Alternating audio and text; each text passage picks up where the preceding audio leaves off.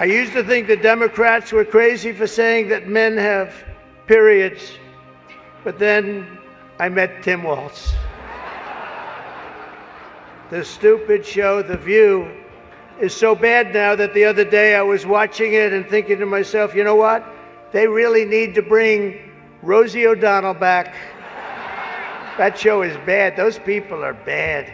The Al Smith dinner, a long-standing tradition in New York politics, took an unexpected turn as former President Donald Trump delivered a roast that blended biting criticism with self-deprecating humor. The evening began with Trump addressing the unique circumstances of his appearance. Well, thank you very much. It's an honor. And they told me under no circumstances are you allowed to use a teleprompter. And I got up here and I see there's this beautiful teleprompter. So here I am. But it is a tremendous thing. It's a tremendous dinner. I've come here with my father. So it was 3 times, but it was also many times before that, a long time ago, and it's a very special dinner. Trump wasted no time in addressing the elephant in the room, the absence of his political opponent, Vice President Kamala Harris. I understand the real reason that she's not here is she's hunting with her running mate, spending a lot of time hunting. In any event, it's a weird, you know the word weird. They call me weird, they call JD weird. We're very solid people. This guy is calling us weird, but this was weird that the Democrat candidate is not here and with us tonight. He then took a moment to acknowledge another political figure who has been making waves. I want to also congratulate somebody's going to make us all healthy. RFK Jr., we love you. I don't see him. He's campaigning all over the place. He's campaigning. You're all over. Hello, you both. Nice to see you both. Doing a good job. He's a great guy, too. He really is. He's going to make us a healthier place. We're going to let him go wild for a little while. Then I'm going to have to maybe rein him back.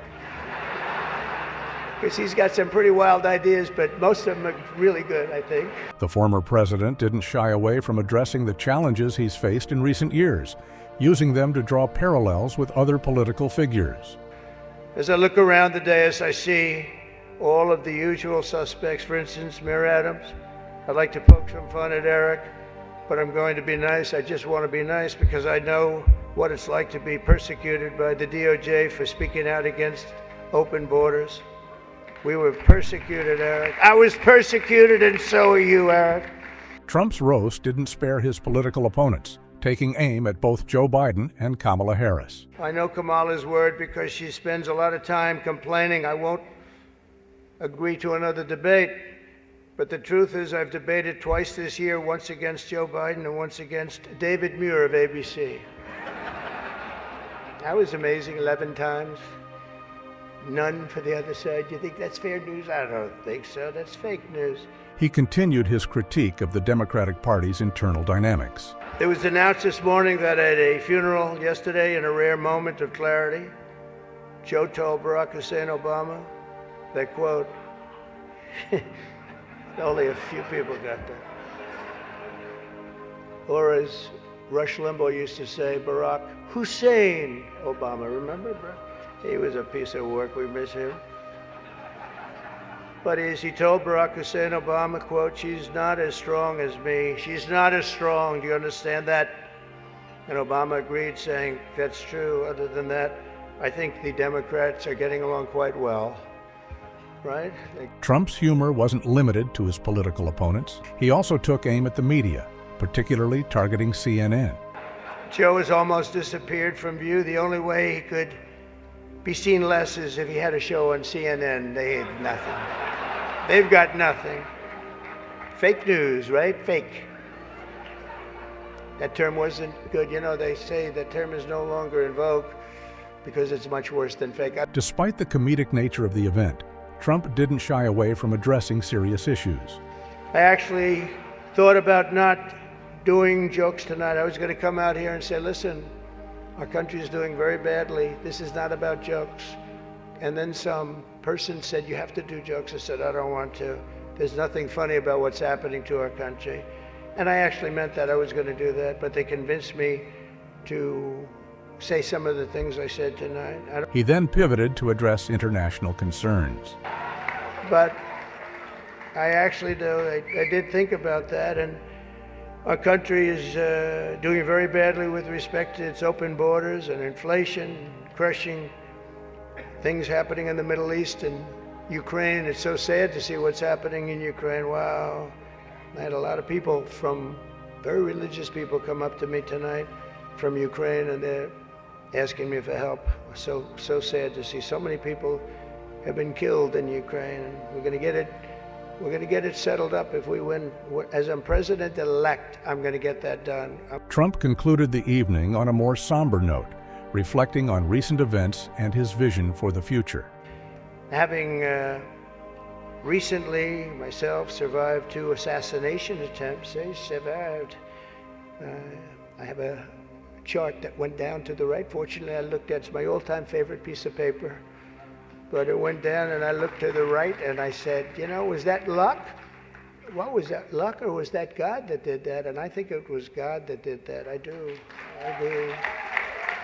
But I have a very fresh, Cardinal, I have a very fresh appreciation for how blessed we are by God's providence and His divine mercy. He then shared a personal anecdote about his interactions with the Catholic community. I'll tell you, when I was president, I was in the Oval Office, and I got a call from the Cardinal, and he said, we need help. It was during the China virus. I want to be accurate when I describe it. And he said, we need help. Our schools are in devastating shape. They needed much more than $1 billion. I won't even tell you the number, but much more than $1 billion. But I've known the community, and I've known the schools. I know so many people that were educated in the Catholic school system. And they are great, and they just speak with it like with love, much more so than almost any system that I've seen. Trump's performance at the Al Smith dinner was a testament to his unique brand of political humor and his ability to connect with his audience, even in the face of controversy. As he left the stage, he reminded everyone of his ultimate goal. But I just want to thank everybody. This is a special evening. It's a very serious evening, I think. We have some serious problems in the world, but they're going to get solved, and we're going to make America great again. And thank you very much, and God bless you all. Thank you. Thank you very much. Trump transformed the traditionally lighthearted Al Smith dinner into a platform to showcase his comedic skills and address serious national and global issues. His blend of humor, policy discussions, and personal reflections demonstrated his enduring influence in American politics. Throughout the evening, Trump oscillated between biting humor and earnest commentary, addressing controversial topics and engaging with both supporters and critics. He used the dinner to reaffirm his political message, rally supporters, and challenge opponents, proving his ability to dominate conversations even in unexpected settings. Trump's performance served as a microcosm of his larger political strategy, blending humor, controversy, and policy discussions to maintain attention.